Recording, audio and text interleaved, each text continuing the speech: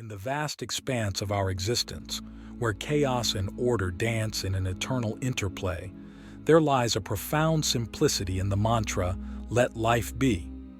This phrase, though brief, encapsulates a deep wisdom about living harmoniously with the nature of things. Today, we will explore this mantra in depth, uncovering the layers of meaning and the powerful impact it can have on our minds and our lives. In the first segment of our exploration, let's focus on the concept of acceptance. Acceptance is often misunderstood as a form of passive resignation, but what if I told you it's actually a dynamic state of being? To accept life as it unfolds is to engage with it more fully, to be present in the moment without the burden of resistance. But what does it truly mean to let life be? Consider for a moment the natural world. A tree does not resist the seasons. It flows from the budding leaves of spring to the bare branches of winter with grace. It does not lament the passing of summer, but accepts each phase with equanimity. Now, think about how often we, in contrast, fight against the natural phases of our lives. We resist aging, we resist change, and we resist endings. But what if, like the tree, we could find peace in the nature of our own transitions? This acceptance allows us to experience life more fully. When we are not constantly battling against what is, we open ourselves up to what could be. Each moment becomes richer, filled with potential because we are no longer preoccupied with our expectations of what should be happening. We become observers and participants in the dance of existence, capable of seeing opportunities where we once saw obstacles. Now, I invite you to reflect on this. How might your life change if you embraced each moment as it came, without trying to force it into what you think it should be? Let us move deeper into the practicalities of implementing this mantra in our daily lives. The practice of letting life be is not about relinquishing all control or effort. It's about discerning what we can influence and what we must let unfold. This discernment is crucial because it frees us from the futile struggle against the uncontrollable, allowing us to focus our energies more effectively. One effective method is mindfulness. By cultivating a mindful approach to our experiences, we train ourselves to recognize the flow of life in its many forms. Mindfulness teaches us to observe our reactions without getting entangled in them, providing a space between experience and response. In this space lies our power to choose our actions wisely, to align more closely with the natural flow of life. Furthermore, engaging with life this way fosters a deep sense of peace. When we no longer feel the need to control everything, we reduce the stress and anxiety that comes from clinging to our preconceived notions of how things should be. We learn to trust the process of life, and this trust nurtures a calmness that permeates all aspects of our existence.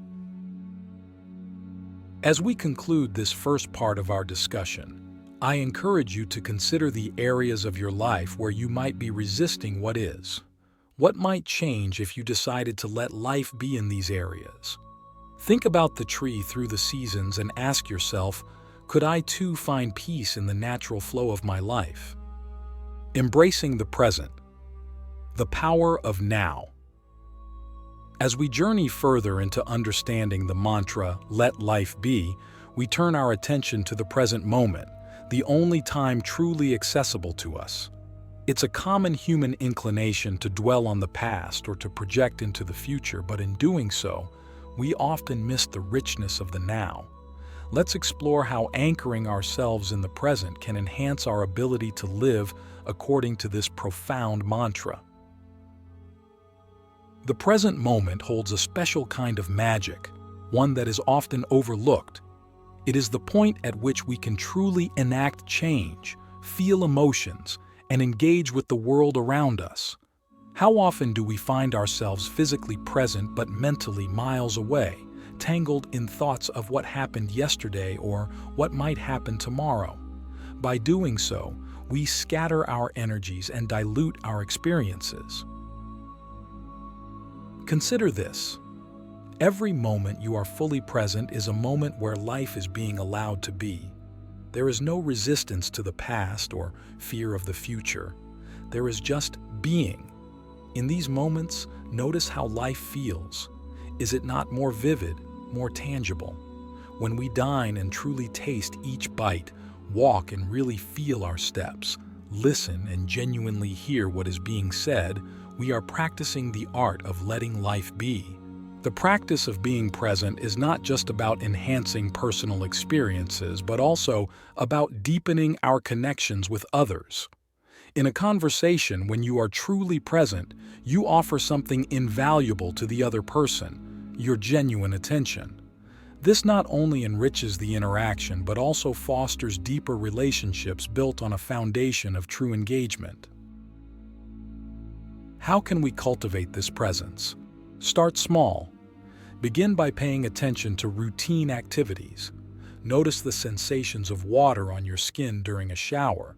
Feel the texture of the food you eat, or listen to the sounds around you as you walk. These small acts of awareness can serve as anchors, bringing you back to the now.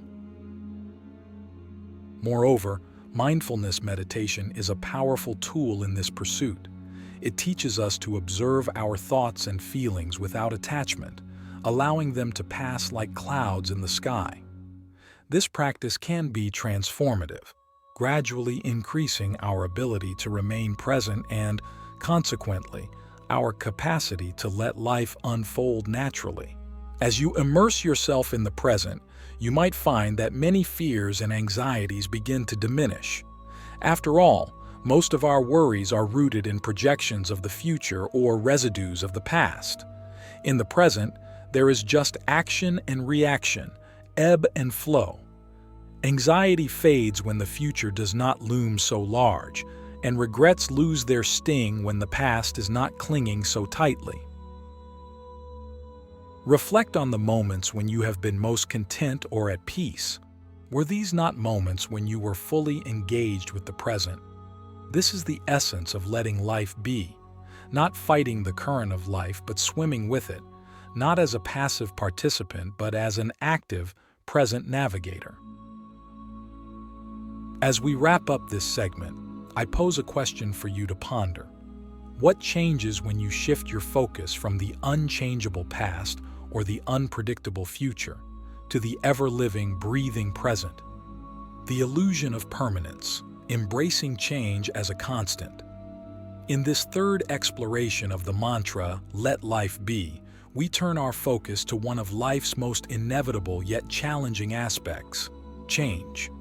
Understanding and embracing change is essential for truly living by this powerful mantra. Change is the only constant in our universe, yet ironically, it is often what we resist the most. Why do we resist change? At its core, resistance often stems from fear, fear of the unknown, fear of loss, fear of failure. These fears can keep us locked in static, unfulfilling patterns of behavior and thought. However, when we begin to view change not as a threat, but as an integral part of the natural order, our entire perspective shifts. Consider the seasons once again. Each brings its own set of changes, from the rebirth of spring to the decline of winter. Just as nature cycles through these phases, so too do aspects of our own lives. Relationships, careers, beliefs, and even our own identities are not static. They evolve. When we cling to a fixed idea of how things should be, we deny the natural progression of life. We create suffering for ourselves by attempting to hold on to what is by nature impermanent. Let's delve into how we might embrace change more fully. It begins with recognition. Acknowledge that change is inevitable and often beyond our control. This acknowledgement doesn't mean we passively accept everything that happens.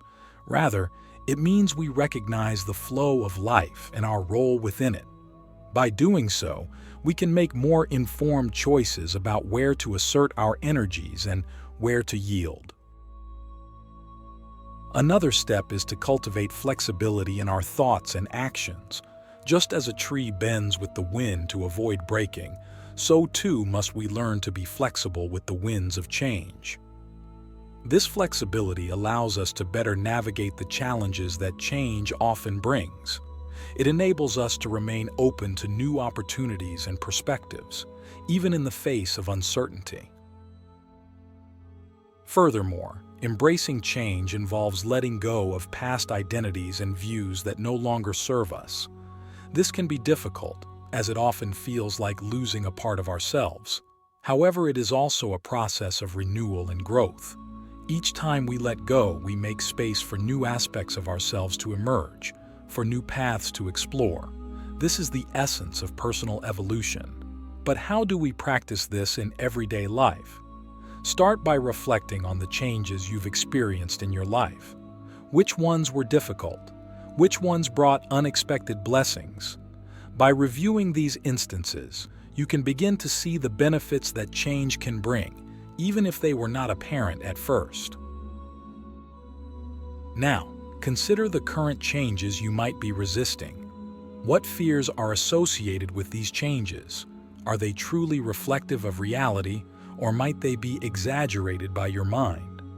By confronting these fears, you can begin to reduce their power over you, allowing you to move forward with greater confidence and openness.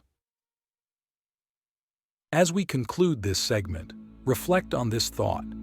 If change is the only constant, what becomes possible when you embrace it rather than resist it? Cultivating resilience. The art of surrender and strength. In this final chapter of our exploration of the mantra, "Let life be," we delve into the dynamic duo of surrender and strength, and how mastering this balance cultivates deep resilience in the face of life's unpredictability. Here we find the essence of our mantra, not as a passive acceptance, but as an active engagement with life's flux, fostering both peace and empowerment. Resilience is often misinterpreted as merely the ability to bounce back from adversity. However, true resilience is deeper. It's about thriving amidst change and challenge. It requires both surrender to the inevitable and the strength to persevere when action is needed. This dual approach does not signify weakness. Rather, it embodies a profound understanding of when to let go and when to hold firm. Surrender in this context does not mean giving up. Instead, it means a wise relinquishing of the struggle against unchangeable elements of our existence. It is about knowing when the cost of resistance outweighs the potential benefits. Surrender is an act of intelligence, not defeat. It frees us from unnecessary burdens, allowing us to conserve our energy and focus on areas where we can make a real impact. Imagine a sailor navigating through stormy seas. The skilled sailor knows when to harness the wind, even when it changes direction, and when to adjust the sails to work with the forces at play rather than against them. This is the art of surrender, using the dynamics of life's storms to our advantage, navigating with them, not naively hoping they will simply cease. Strength, on the other hand, is needed to take action when circumstances can be influenced by our efforts.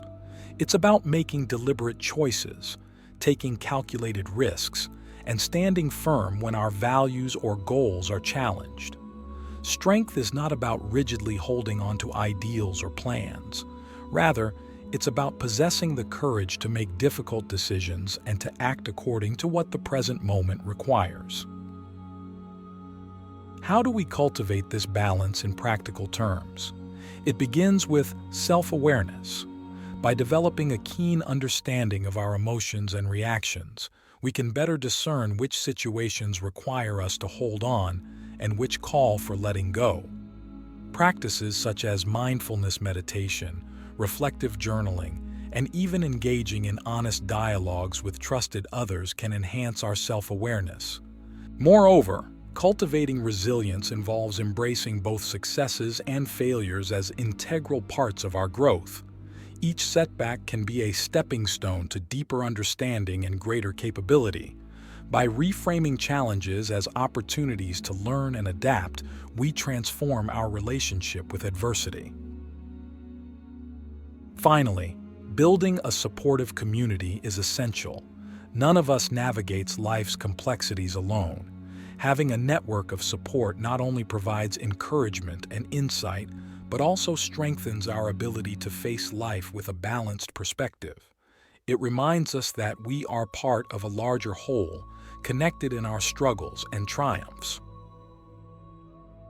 As we conclude this series on the mantra, "Let life be," I invite you to reflect on this journey. Consider how the interplay of acceptance, presence, adaptability, and resilience can transform your experience of life. How might embracing both surrender and strength lead you not just to cope with life's changes, but to thrive amidst them? Take a moment to ponder these concepts. When you're ready, consider how you might apply these insights to transform your daily experiences, making your life not only more manageable but also more meaningful and fulfilled. Thank you for joining me in this exploration. May you find peace and power in letting life be.